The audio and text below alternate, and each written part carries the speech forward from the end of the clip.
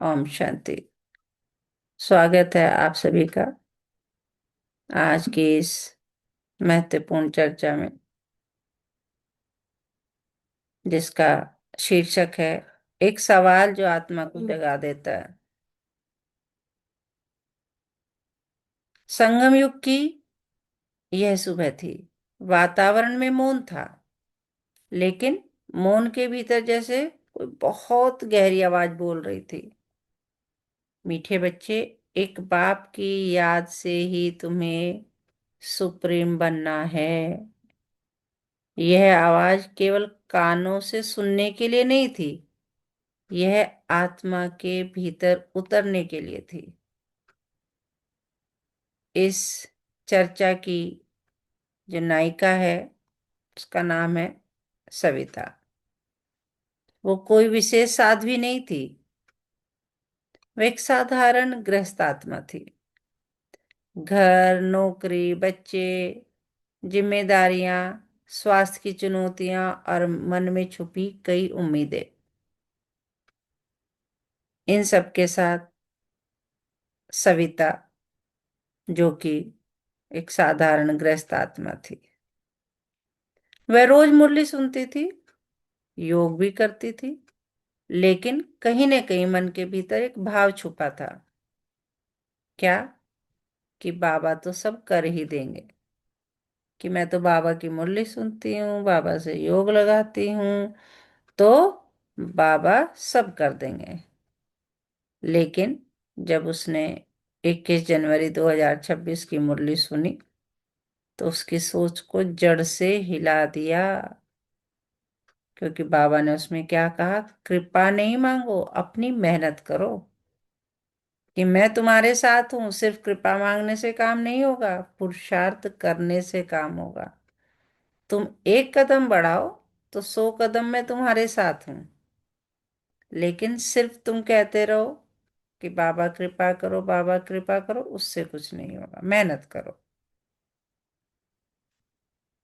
तो अब बाबा हमें समझा रहे हैं कि जब उम्मीद बोझ बन जाती है तो क्या होता है। सविता पिछले कुछ वर्षों से स्वास्थ्य समस्याओं से जूझ रही थी। कभी कमर दर्द, कभी माइग्रेन, कभी थकान। वह बाबा से कहती थी, बाबा मैं तो योग करती हूँ, फिर भी ये सब क्यों? तो एक दिन बाबा ने मुरली के माध्यम से समझाया, यह तुम्हारा अपना हिसाब किताब है, तुम्हारे ही कर्मों का हिसाब किताब है, जन्म जन्म के कर्मों का हिसाब किताब है। उस दिन सविता को लगा जैसे किसी ने भीतर छुपी शिकायत को उजागर कर दिया हो। क्योंकि अभी तक तो भगवान से शिकायत ही होती थी, बाबा से यही बात होती थी, बाबा मैं तो आपका योग करती हूँ, मैं तो आपको मानती हूँ, मैं सेवा करती हूँ, तो आप तो सब संभाल ही लोगे, फिर मेरे क्यों दुख हो रहा है, क्यों दर्द हो रहा है, क्यों स्वास्थ्य खराब है? तो उसमें ये जो सारी शिकायतें हैं, ये सब दूर हो गई जब ये समझ में आया कि जो कुछ भी मेरे साथ हो रहा है वो सब मेरे ही कर्मों का हिसाब किताब है। अब उसे समझ में आ गया कि बाबा कर्म भोग हटाने नहीं आते, बाबा कर्म भोग काटने की शक्ति सिखाने आते हैं। वो हमें इतनी हिम्मत देते हैं कि हम जो ये कष्ट आ रहे हैं, जो कर्म भोग आ रहे हैं, उनको हटा सके। कृपा मांगना आत्मा को कमजोर बनाता है और पुरुषार्थ आत्मा को सुप्रीम बनाता है। जैसे जब कोई बच्चा परीक्षा में फेल हो जाए और कहे, माँ भगवान ने मेरी मदद नहीं की, तो माँ क्या कहती है? तुमने पढ़ाई कितनी की? माँ क्या कहती है? तुमने पढ़ाई कितनी की, उस हिसाब से चेक करो कि भगवान ने तुम्हारी मदद की या नहीं की। तो वैसे ही बाबा कहते हैं, याद कितनी की? जितनी याद, यानी जितना पुरुषार्थ, उतना ही मेरा साथ। फिर बाबा कहते हैं टावर ऑफ साइलेंस, यानी ऊंचाई पर चढ़ने की कला सिखाते हैं। मुरली में बाबा ने कहा, अपने को आत्मा समझो, शांति धाम को याद करो, वही टावर ऑफ साइलेंस है। सविता के लिए यह शब्द केवल शब्द नहीं था, यह अभ्यास बन गया। चलते फिरते, उठते बैठते, ऑफिस में बॉस की डांट, घर में सास की नाराजगी, बच्चों की जिद। पहले सविता तुरंत रिएक्ट करती थी, परेशान हो जाती थी। अब वह एक क्षण रुकती और मन में कहती, क्या कहती? मैं आत्मा हूं, मैं यह भूमिका निभा रही हूं, मैं शांति धाम के निवासी हूं। धीरे धीरे उसने अनुभव किया क्या हुआ ये सब करने से, कि क्रोध की जो तीव्रता है वो कम होने लगी, शब्दों में कठोरता की जगह शांति आने लगी, निर्णय एकदम स्पष्ट होने लगे। यही था टावर ऑफ साइलेंस पर चढ़ना। तो बाबा की याद ने टावर ऑफ साइलेंस पर चढ़ा दिया। फिर बाबा पूछ रहे हैं, महावीर कौन बनता है?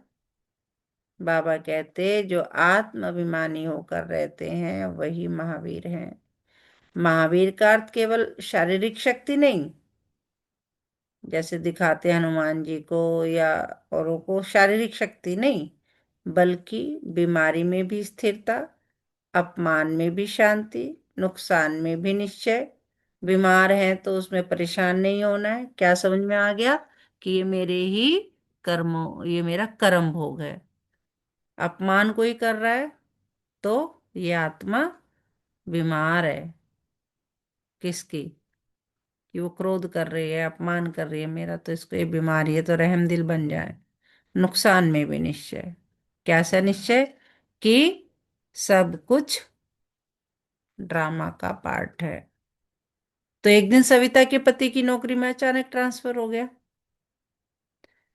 अचानक से पता चला। पहले क्या होता था कि वो बहुत घबरा जाती थी, रोती थी, शिकायत करती थी।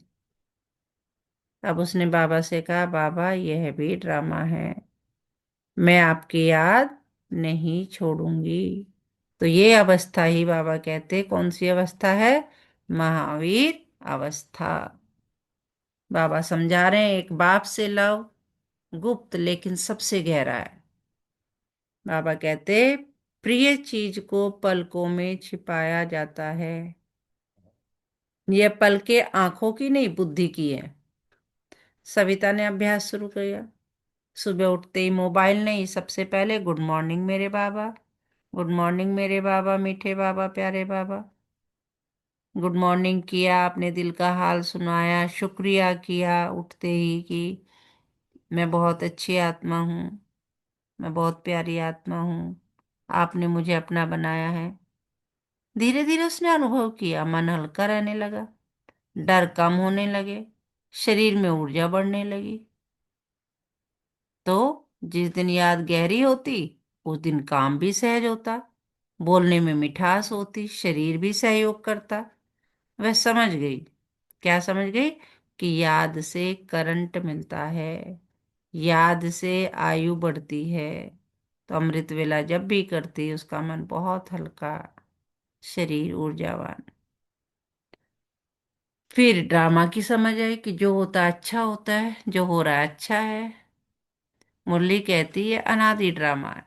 सविता को पहले ये लाइन बहुत कठिन लगती थी, लेकिन एक दिन पड़ोस में किसी ने उसे अपमानित कर दिया। मन में तूफान उठा। फिर याद आई, जो हो रहा है वह ड्रामा में नूंधा हुआ है।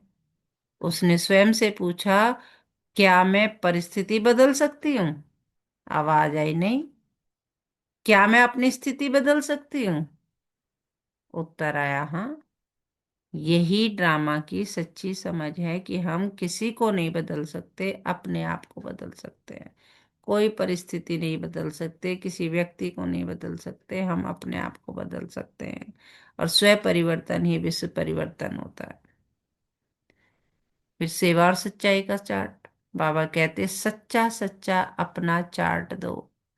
सविता ने अपने आप से ईमानदारी शुरू की। क्या ईमानदारी? चार्ट रखना शुरू किया कि आज कितनी देर आत्माभिमानी रही, कितनी देर केवल शरीर में उलझी रही।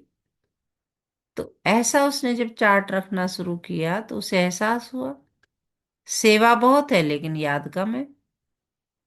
फिर उसे उसने रिलेट किया, उसे लगा यही कारण है, ज्ञान तलवार में जोहर नहीं भरता। उस दिन से उसने सेवा से पहले याद को प्राथमिकता दी।